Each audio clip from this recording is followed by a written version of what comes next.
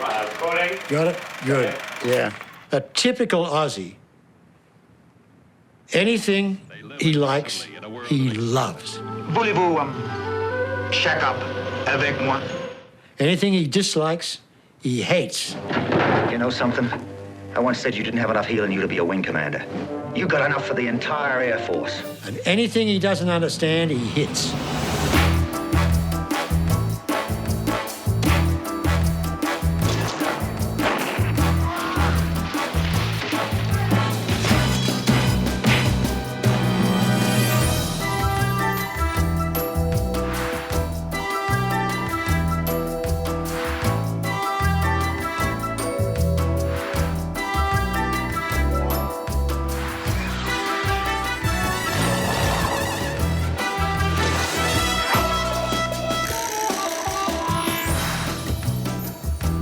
The first word that comes to mind is star. G'day, mate. How are you? Less talk, more action. Rod Taylor was so handsome. I think I'll become an actor on the big screen. Mate, good on you. This kid's Australian, for Christ's sake. So many Australian men have it. Get young Rod. Get Rod in here.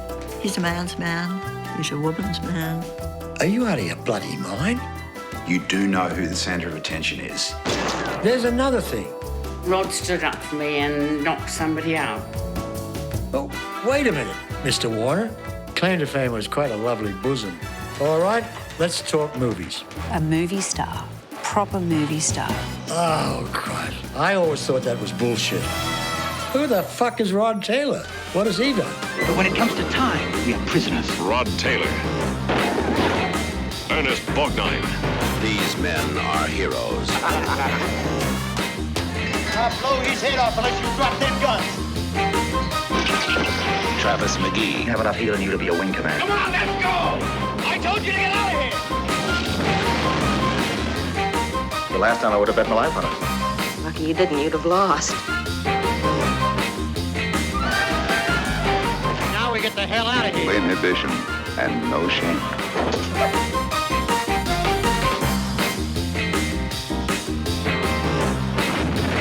Starring Rod Taylor, Claudia Cardinale.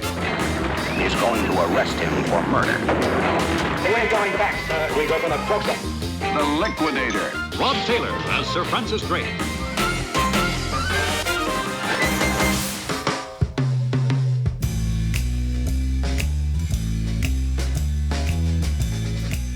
I first met Rod in the early 1950s. There was a writer by the name of Peter Brook.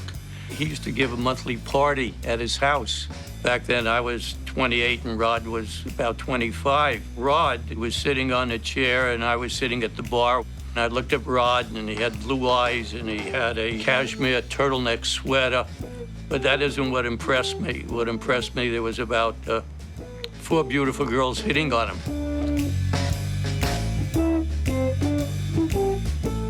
Hollywood in 1954, it was a time of flux. It was a time of turbulence. The golden era of Hollywood was over. Censorship was reducing. Television was coming in and stealing audiences. Hollywood was trying to combat it with more daring treatment of topics, with big screen, with colour. No one quite knew what worked. It didn't quite work the same anymore. People were trying to hold on to the old models, but looking for something new. It actually was a good time to be an up-and-coming young actor because the studios were actively looking for new talent.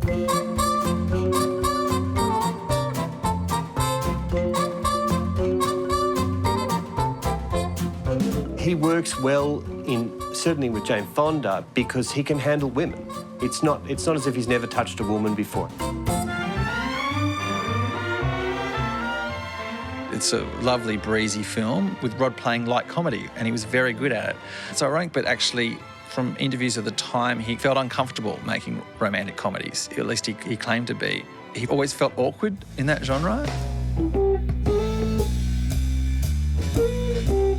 I spoke to the guy, Peter Brook, and I said, who's the guy? And he said, he's an Australian. He's been here a year or so. I said, what does he do? He said, he's an actor. I said, is he any good?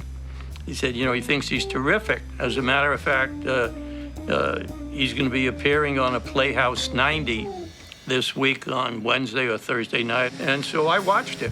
And while he wasn't the lead, There was no question when he was on screen. He was dynamic, he was vigorous, and I just said I felt something about him. Had heartaches before, I wanted no more, so do not disturb. What's going on in that room is a riot.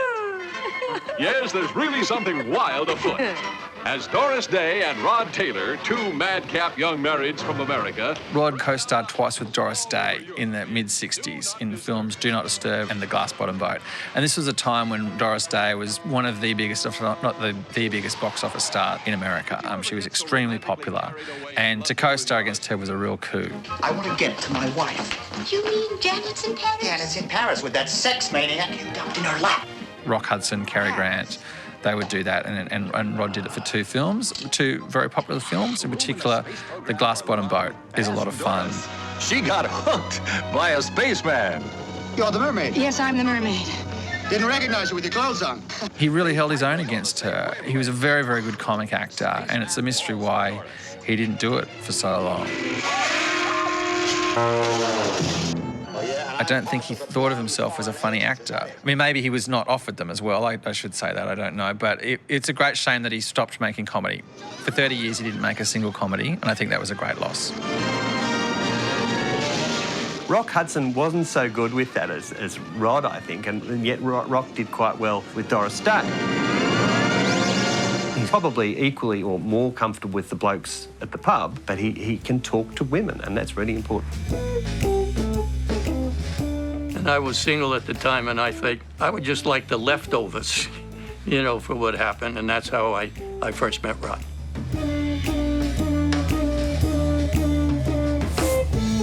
The Narrow Way to the Murray, an ABC feature program. This is John Thompson, broadcasting from the inland, the second of a series of Jubilee features dealing with Stead's explorations of January 1830. Captain Charles Stead will be played by Grant Taylor, and his companion George Maclay by Rodney Taylor. These well-known actors are playing the same parts in the Jubilee reenactment, which is now proceeding along Sturt's historic route. Hopkinson arranged the baggage and supplies so well that we all have a comfortable seat in the boat. Yes, and Fraser's happy as a king, sitting up in the bow with his gun. When I was a young man, there was a sort of a standard Australian that was, this is the ABC. And my father, as an announcer and a war correspondent, spoke with that sort of modulated, educated Australian. Charles Sturt, the explorer, was my great-great-grandmother's brother, if you can work that out. Steady. That gave rise to the trip down the Murray River. Haul in quicker. When Rod started his career, he called himself Rodney, and you listen to interviews with him from the time, he affects a BBC-type pronunciation. He does not speak in his normal voice.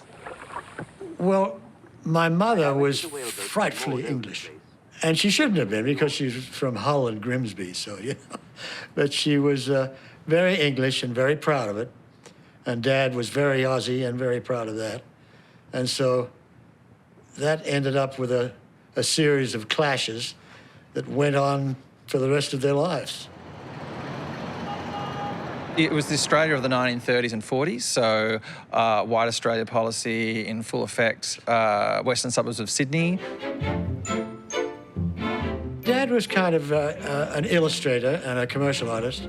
Bill Taylor was a knockabout bloke who was fond of a beer. The Depression was on. He struggled getting work, so he worked as a rigger on construction sites. This was the era of 6 o'clock closing when people would go to the pub after work and drink as much as they could and then come home. And Rod's father was very much someone who did that. And my mother wrote short stories, so there was a kind of hint of talent back in there. He was actually born in Bondi, but he moved out to Lidcombe at a young age, rather his parents did. You'd probably best describe it as rural suburbia, a working class area, but where people had a lot of backyards and they could grow their own vegetables. He went to Lidcombe Primary School. He was dux of the school there. After he finished high school, he decided to become a commercial artist. So he studied at East Sydney Tech, is now known as the National Art School. East Sydney Technical College, yeah. Full of great-looking chicks. And I studied fine art and sculpture, clay modeling and whatnot. So I had a pretty interesting artistic youth. I really loved it, but I felt I didn't fit in. Every weekend, I'd hop on the bus and go down to Mona Vale Surf Club, and which I loved. It was absolutely magnificent. Huge waves, rip currents and whatnot. But it was great, and a great bunch of young guys. I learned a hell of a lot there, and got very, very fit. That lasted me my life, really. This psycho would come back from the beach and become an artist again, you know. And they were very suspicious of me. But I was good at what I did, I think. They appreciated my art. And I got a job painting not a window dresser, but I painted the big backdrops, like ballet scenes for spring and stuff like that. It was a huge department store, Mark Foy's, and I had these huge things to paint, and I had a ball doing it. So yes, I made a living that way. Same old plane covered by polygonum, Charles. It just goes on and on. Yes, George, it's very monotonous. I was painting some pottery, and I'd listen to these awful radio serials, and I was thinking, you know, I can do that. So I got a resume, and I got various English accents and European accents and whatnot, and I went in and I did an audition, and they recorded it. I think it was 2CH or 2UW somewhere, and I started to work in radio as an actor. So I gave up all the artistic stuff, and I'd sit in coffee shops waiting to be employed as an actor. Radio is really important for an actor like Rod Taylor at that particular time because it's such a training ground for the work he's going to be doing. I mean, we're not used to this so much with kind of straight Hollywood actors moving from medium to medium, but within the Australian tradition, and certainly within the English tradition, we expect it.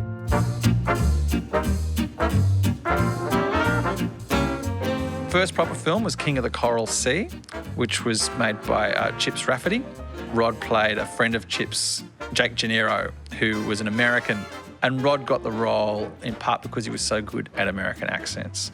So his first Australian film, and pretty much everyone else is playing Australians except for him. I think what was available to me in the Hollywood sphere of movies seemed to interest me much more than going to London and doing a small part in Great Expectations. His second film shot here was Long John Silver, which is made by a Hollywood company, and Rod plays the pirate Israel Hands. I wish I could believe you. See young Jim Hawkins, the one person who knows the secret of the buried treasure, join forces with the pirate chief as Long John Silver returns to Treasure Island. So he's in the film running over rocks and yelling at Jim Hawkins, and it's a lot of fun. And then it was that the Americans, Marty Rackin and Bunny Haskin, said, you've got to come back with us. What it speaks of is a man who wanted to be an actor. Simple as that. Wanted to be an actor. That's what I want. That's what I'm going to do. And whatever boat, tram, or train I got to get in, I'm getting on it to be one.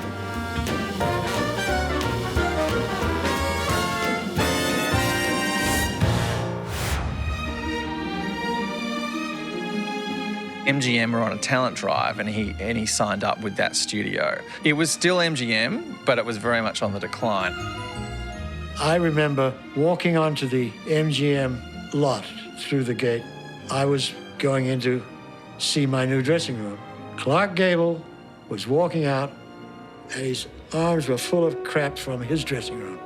And they didn't let him drive on the lot to empty his dressing room. He had to go in, get an armful, and come out, get in his car, and say goodbye forever.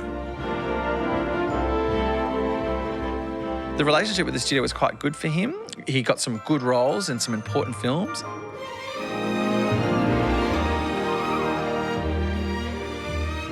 You know, the big hope of an actor after such a success as Marty is to find another story just as good.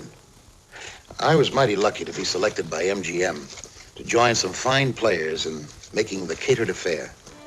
Rod Taylor is a real find. Debbie and he are perfect together. I don't know. I don't know what I believe. You mean I never told you what I feel about you? Yes. Oh, yes. But don't ever stop telling me. For me, he left imprints very early on because it's the maybe not so good films or the flawed films that I saw as a kid. It's just the fact that he was an Australian, he was good in them, you know, things like Raintree County. To find authentic settings for Raintree County, over 10,000 miles were flown, 16 states scouted. That was a big, splashy, big-budget film. So it was a good studio to be associated with. Lee Marvin, Rod Taylor, Agnes Moorehead. I think also he tended to manifest a really great charm without it being kind of foppish. Like he is kind of an Englishman without the foppishness, which is maybe how you could describe that 60s Australian character.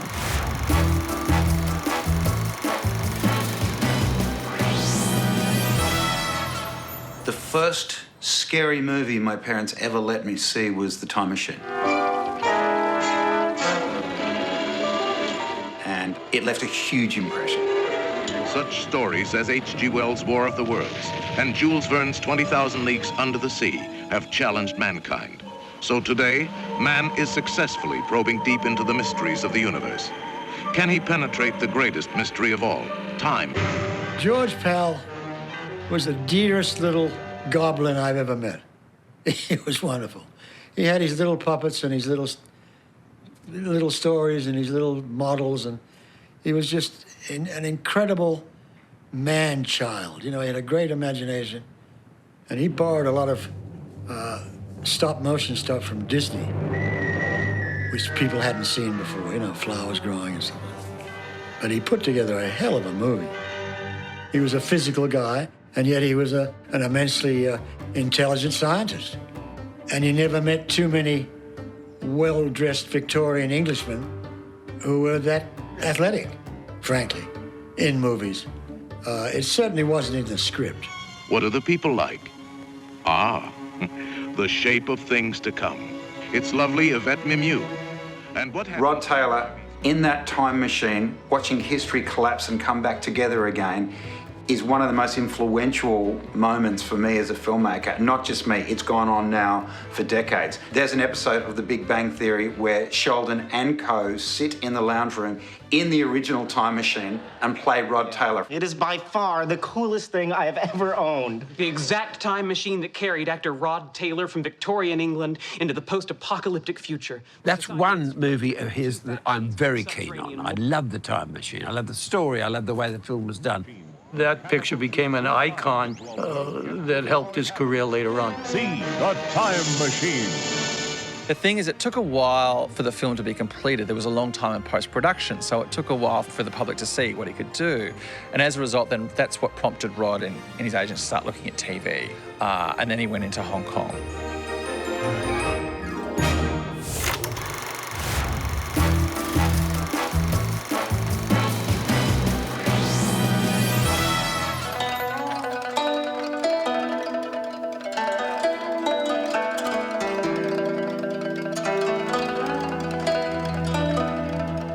Perhaps even before Steve McQueen and Garner translated themselves from a television star to a movie star. Early on in the industry, if you were a movie star, you would never do TV. But that changed.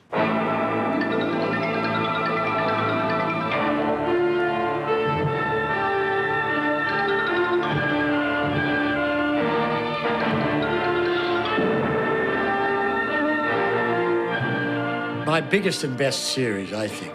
In fact, I know. And it was very popular in Aussie, too.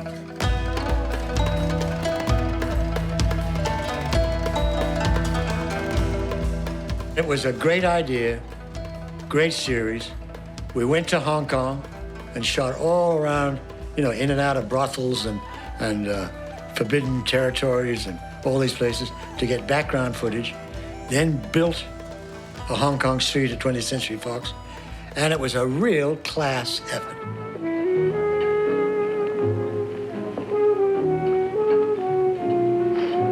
You know, I once got a bloody nose this way from a jealous lover. Didn't say a word to me, just walked up and whack. Or is that your husband? No. It was very easy for me to be him. You know, a foreign correspondent, introduced to a few chicks, worked on a newspaper, sent good stories home, got into trouble in Hong Kong with racketeers and dopesters and stuff like that. And he was on every week on television with a different star and a different crew. And people in the industry saw him and said, wow, you know, he has a presence.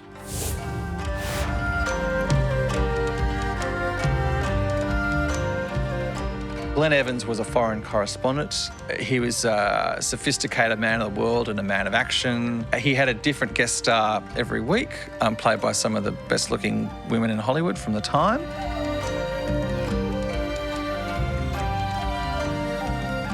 Out of all the roles, the part in Hong Kong was the best role he ever had, as in the role that he was most suited to, the role that he obviously had so much fun playing, and it's a good show.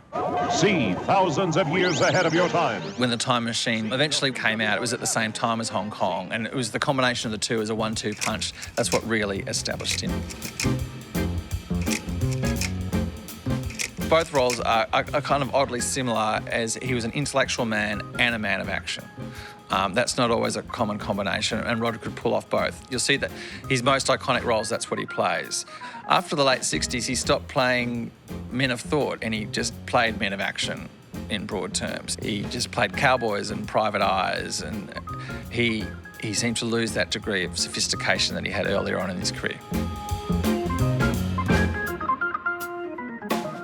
In terms of the transition from TV to film, this is really important. And it's interesting that he should have worked with Hitchcock too, who of course knew the value of each medium. If you do the DNA on it, I mean, Clint Eastwood was in television, you know? Like, a lot of really good actors were doing... James Dean did television, right? So a lot of really good actors early on in their career did I mean, some got stuck in television, that wasn't a good thing. TV was a medium that required good actors who could work on cue, be very adaptable, quick, highly professional, and to see someone of his calibre working in both media at the same time, I think was something quite new. So I think it brought a robust nature to Rod, and you see that, I think, in his ability just to get on and deal with it in Hollywood, to have been a person from so far away and navigate the jungle that is Hollywood. It's almost a junior version of James Bond light. You can see why Cubby Broccoli would look at that and think he was an ideal for James Bond. It's a very good audition piece.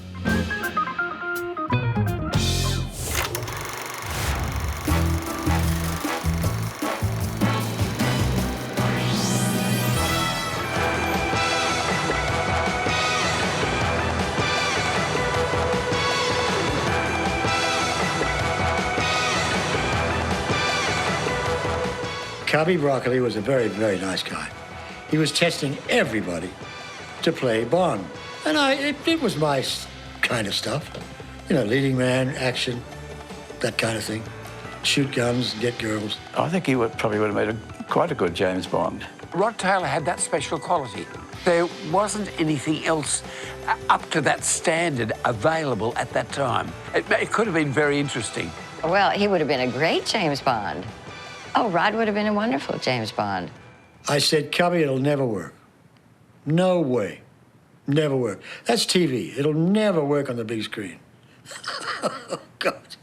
The most stupid remark I've ever made in my life. You're known by a slightly ridiculous, and forgive me for saying so, but rather effeminate nickname of Boise. Boise. Boise. The Liquidator. Boise Oakes, who was a charming, vapid, fairly unintelligent, total coward. The Secret Service's secret weapon. He's hired and lowered for one purpose only, to kill. And I had a ball, because I played everything that Bond did tongue-in-cheek. And it was really a very funny movie. I was surrounded by chicks and glamour and the whole thing, and, you know, saving the life of Trevor Howard doing World War II in a tank battle, and then being employed by him as a a spy and a killer and an assassin, and I was just crazy. Rod always did all his own stunts. As far as I know, he certainly did all of them on Liquidator. I did some very stupid things. Showing off, ego again. I had to do a fight scene with this French stuntman on the cliff above Nice, and it was 300 feet down to the rocks below. And it pissed with rain during lunch. Everything was wiped down, except they'd forgotten the hood, the bonnet of the car was wet globules of rain. And I didn't notice it until I went over backwards, hanging onto the windscreen, taking a punch, and saw that it was wet. I thought it was part of movie making. And if I was fit enough to do it, I was proud to do it. But certainly there's ego there. You like people to see that you're doing it, yeah. But no, it was for the good of the movie, always, I think, with a bit of ego thrown in.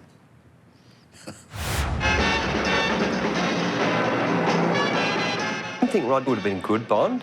He certainly ticks all of the earlier boxes for the Bond and perhaps some of the more recent boxes for Bond. What if this Terry has no nerves at all?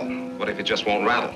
We'll just keep at him till he does. He's got to be able to be of interest to women and be able to cope with women, and I think he does that. My name's Vanjie. Lady, I think you got some whacked up notion that you got to make it with the captain before you get along on this barge. If you like a little love. John Wayne's not going to be James Bond. Rod Taylor could do that because he had a certain sophistication about him. He knew how to handle women, and he was good at the rough stuff too. What about him? It was kind of, in a way, it was Rod who set the template for the Australian masculinity in Hollywood. You know, there's something very, very different about the Aussies. Physically, they have a really big presence, and they're kind of rugged. No one leaves this. I'm going down to the stable. I'm going to get my horse, and I'm going to ride out of here just like I came in. And I'll kill the first man who tries to stop me. I don't know whether it's the convict stock, but that rugged male thing is very much, yeah, it's quintessentially Australian. And I think that Rod was that. He was a real, I wouldn't say ocker, but he was a real bloke. Bang. You just got killed. Acting in Australia is still considered something that is hard to attain. Therefore, acting in Australia is not considered in any way a lovey's job. It's not considered, I mean, if you're in high school and you're getting into acting, people don't go like you're a theatre lovey. It's like something to achieve. And that has quite a masculine ethos about it. It's like, you know, I made it, I'm self-made. The great thing about this business we're in is, it's not just playing characters. You get to see the world and you get to go out there to the world.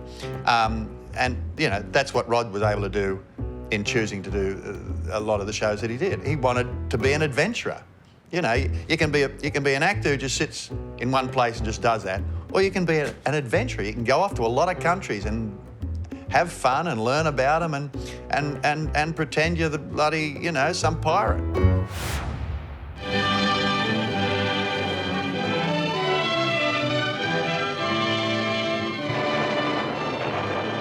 Grapple his ship and capture him alive. I am curious to meet this presumptuous pirate personally. Francis Drake, adventurer, plunderer, pirate. But I knew of him because he made Hong Kong, and I'd watched that, and I was quite eager to meet him, and he didn't disappoint. As captain of this ship, I find you guilty of mutiny. Now give me your sword! He was full of ideas about filming, and I was very grateful that he was there.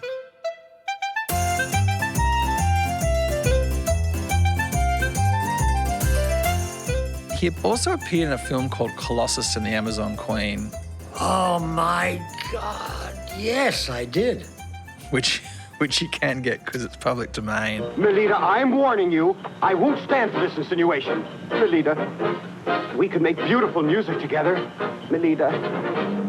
That was the former girlfriend who was back in Rome. And while I was there, they offered me this muscle movie with some guy called Ed Fury, who, you know, had big arms and no brain. And, sorry, Ed. He and Ed Fury wind up on the island where it's all run by women and comic hijinks ensue. You're a woman. You were made to be loved. Yes. You were made to be kissed. And I think he mainly did it to get a paid holiday in Italy. He was dating Anita Ekberg at the time. We met and she didn't pay much attention, and I pretended not to.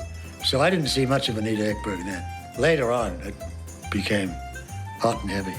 In the early 60s, Rod was as well known for his relationship with her as the films he was in, because Anita Ekberg was always doing something interesting and dramatic. They were always breaking up or making up. She was coming to Hollywood, they were going to get engaged, they weren't going to get engaged. They got hold of a tugboat and they built a galleon on top of the tugboat. In the midst of a scene out at sea, this wonderful-looking galleon gradually slipped like somebody's toupee off the tugboat. Oh, la Madonna, oh, Dio mio, and they were dying, you know, calling out for God and help and lifeguards and all kinds. And that's when Anita came by in the speedboat and said, "Get my Aussie off that fucking boat." She grabbed me and kidnapped me off the sinking vessel and took me into Naples.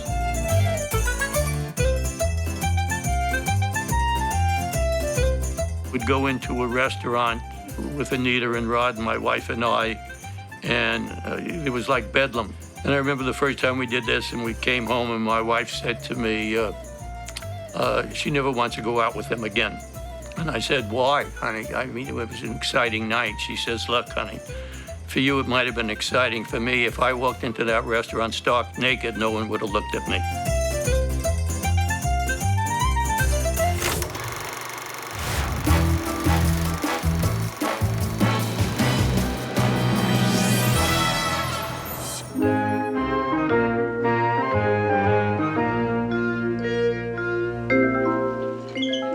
How do you do? My name is Alfred Hitchcock, and I would like to tell you about my forthcoming lecture. It is about the birds and their age-long relationship with man. It will be seen in theaters. Friday the 13th of October, 1961, I received a phone call from Universal asking if I was the girl on the Seago commercial, that a producer was interested. And I said, oh, who? And wouldn't tell me. I went to meet with them. They wouldn't tell me. All weekend, I'm wondering, who is this person? Monday, I went back to pick up the film and the photo book that I was asked to leave over the weekend. And none of the executives would tell me. It became kind of a game. And Tuesday, I was asked to go to MCA, where an agent said, Alfred Hitchcock wants to sign you to a contract. If you read the contract, agree with the terms, and sign it, we will go over to meet him. So I was under contract to him before I even met him. Hitch wanted, supposedly, after talking to his writer and friends of mine and whatnot, he wanted this really machismo kind of guy, you know, and not just a leading man. I went out to his bungalow at Universal. I called him Alfred. He talked about the script, and I said, well, I suppose we don't lose sight of the fact that there are some interesting human beings in the script, as well as the birds. Well, of course. And this went on. And I really had the worst interview ever. And we walked out of it, and I said to Wilt Melnick, was my agent. I said, well, you just lost a big movie. And he said, yep, we certainly did. That was it. So I had no idea. And they didn't test. As soon as I heard it was Rod Taylor, it was exciting. I mean, there's something very exciting about the Australian actor. I mean, this is a free guy who's got a great sense of humor and a lot of sex appeal. And I thought, wow, what fun this is going to be. Oh, he was so handsome. Rod Taylor was so handsome. You know, so when you start doing pictures at that level, you're in the top 10, top 20 leading man, and leading actors at that time. He was really, I mean, I was 12 years old, so, you know, but he was very cohesive. He was sort of like the grounded version. And that's how he is in the movie, too. But then again, he'd get what I'd give him there, then he'd find other ways to have me almost a mama's boy, a powder puff with Jessica Tandy. The movie is very complicated. It's not a simple little movie.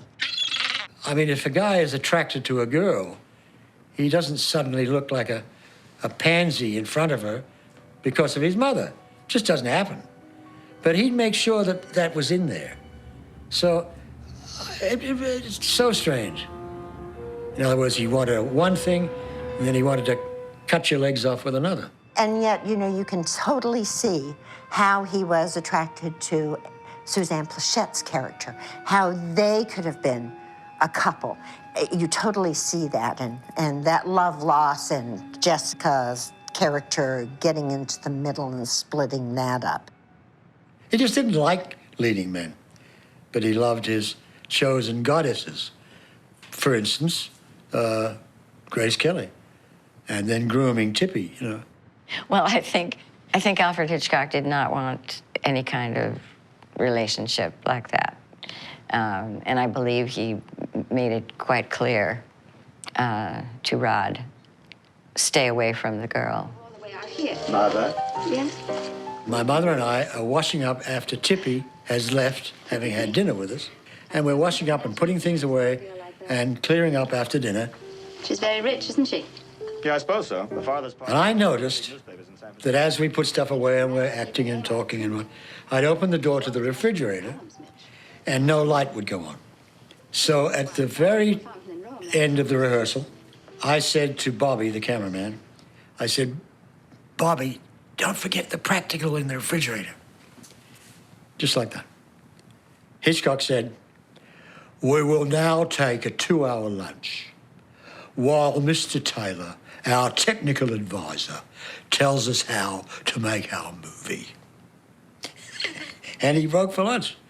The son of a bitch. I hope you don't mind if I have something to eat, but I'm rushed today. Planning the lecture has been most educational for me. I've begun to feel very close to the birds and have developed a real sympathy for our little...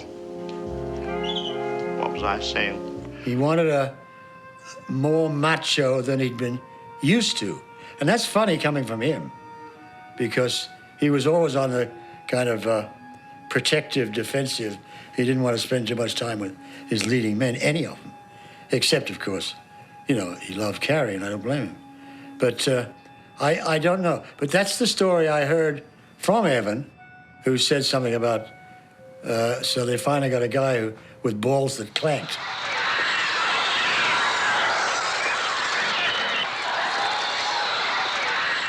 It is a kind of mark, I think, of Aussie masculinity to be expressing a kind of laconicness, because it's a mark of how little some terrifying, horrible, and ultimately tragic situation worries you.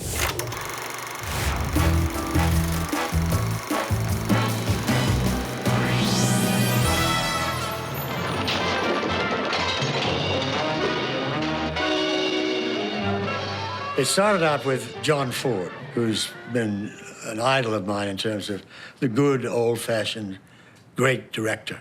And we went to Ireland together to finish casting the movie and the whole thing.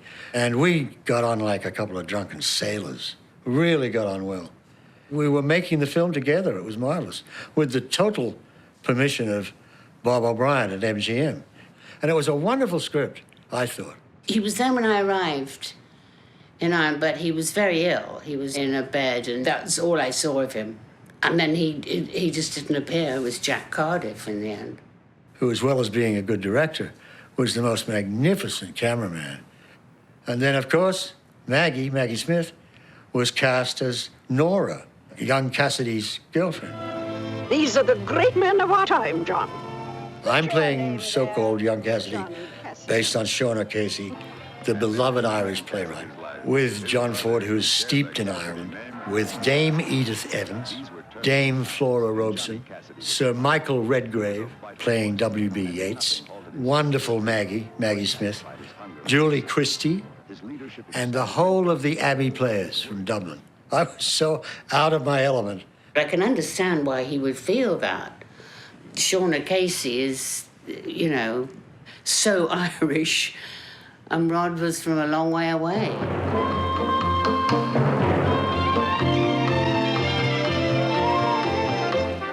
But the best of all ways. Tell me. To lengthen nowadays. Tell you what. About the girl you love. And the relationship, again, with Maggie was so easy. I thought he did wonderfully.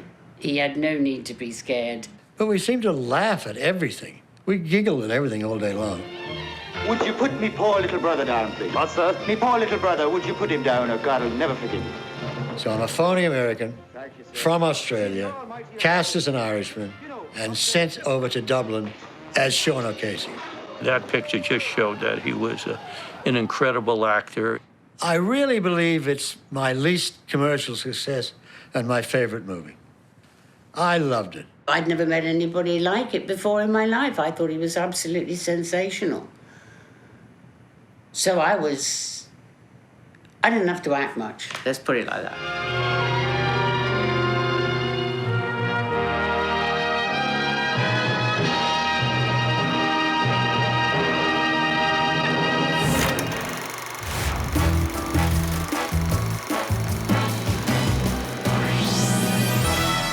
A deal, Captain. 3 days. To keep the Congo alive. The most impressive film I've ever done. Released in Europe as Night Train to Katanga, and then as The Mercenaries, was Dark of the Sun. Hey, you want to come? I'll be there. Right. I played this guy, Captain Curry, based on a guy called Mad Major Hoare, a cruel son of a bitch who slaughtered anywhere, anytime to win. A strike force of crack mercenaries fights the hottest battles in all the blazing hell of today's strife-torn Congo. These men are heroes for hire. What are you talking about? I always thought Dark of the Sun that he did with Jim Brown showed him as an action-adventure star. The Diamonds, where are they? Where are they? And Yvette Mimieux surfaced again after Time Machine, and she played my love interest. Don't kill him! Kill him, I'm gonna cut Henlein's head off! We got into a lot of trouble, too, because Jack Cardiff, again, he'd do some ballsy things without permission. And I think because of insurance, they wanted to cut all kinds of things out of the film. But he fought, and that stuff stayed in because it's so real. And I think that's why you get the admiration of such guys as Scorsese and Quentin Tarantino. They sit back and say, oh, wait a minute. Oh, they're doing this. This is something else. I'm very proud of the film, and Cardiff should be too. Violence is their specialty. But that was a good, violent, wonderful movie. Dark of the Sun. It's quite bleak and harrowing. It's never been a broadly popular film. It's never been The Bridge on the River Kwai or The Guns of Navarone because it's quite hard-hitting. Even now you watch it, it holds up. It's quite intense. But as a result, it has a lot of hardcore, very passionate fans who include Quentin Tarantino, who was not only inspired to use Rod in Inglourious Basterds from that film, but he also uses the music score from Dark of the Sun in Inglourious Basterds.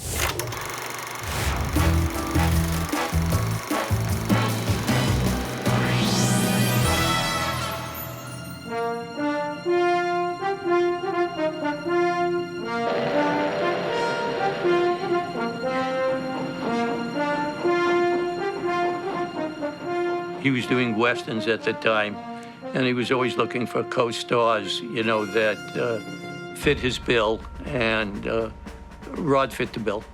I was invited to dinner at Duke Wayne's house when he lived in the Valley, and he was going to make a movie with Dean Martin, who also became a good friend.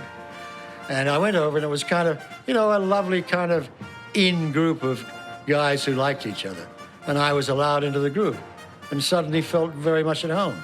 He and Wayne just hit it off terrifically. He loved beating me at poker, especially on a set where we played this stupid liar's poker.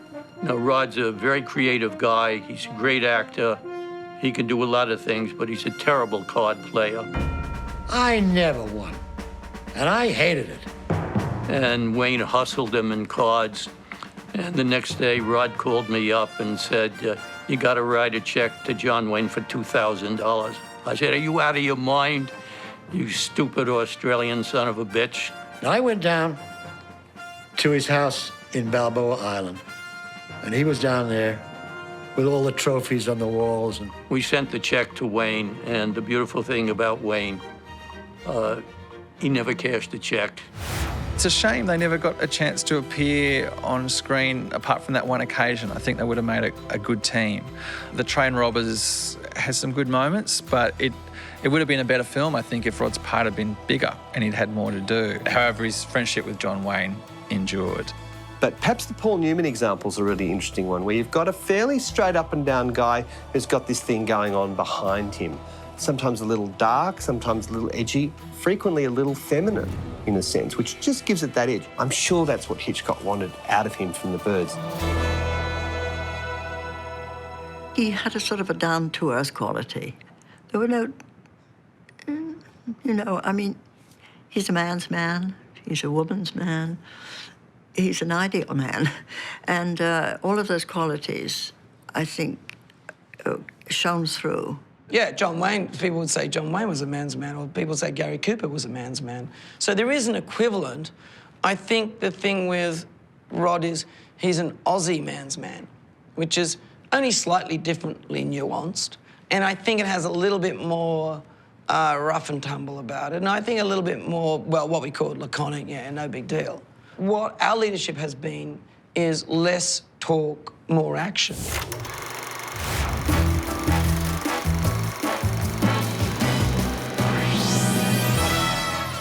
Woop Woop was a dream come true.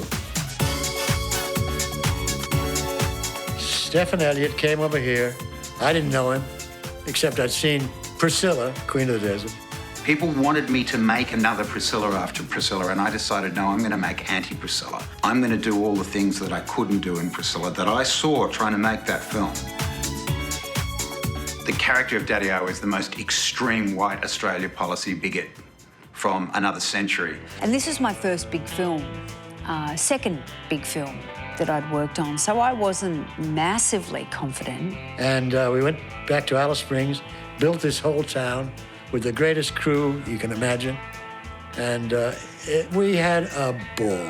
But to watch him, the way he took his time with everything and ad-libbed and threw lines in, that's what I got, of just sense of playfulness and confidence.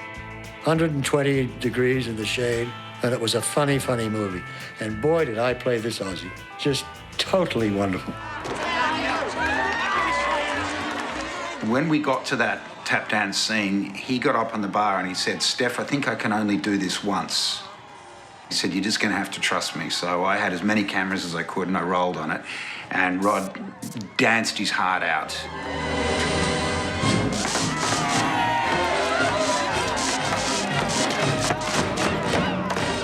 And so I did it on Pain Pills and the whole thing, and did the tap dancing on the bar in front of everybody. And at the end of that, you could see, camera stopped, he just collapsed. It had to be one take, buddy. I fell off that bar and said, get me the fuck out of here. He literally had broken his hip.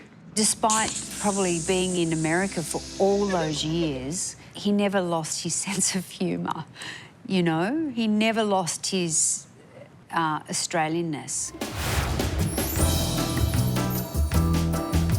And I think that a Lidcombe bloke, 15 years before me, went, I think I'll go to Hollywood. I think I'll become an actor on the big screen. He really was a fresh face. And his enthusiasm and his vigour and his whole attitude came through, and very much more than the average American would. Much more.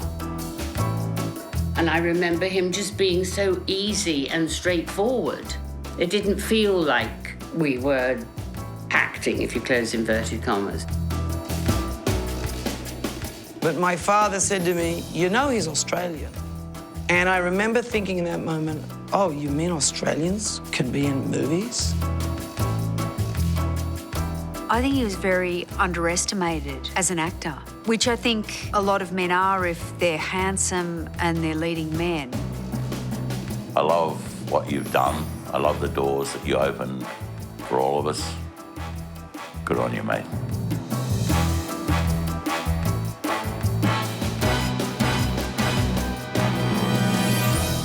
It'd say on the tombstone, invite me back. It's a good life. We have to do a picture wrap right now on the great Rod Taylor.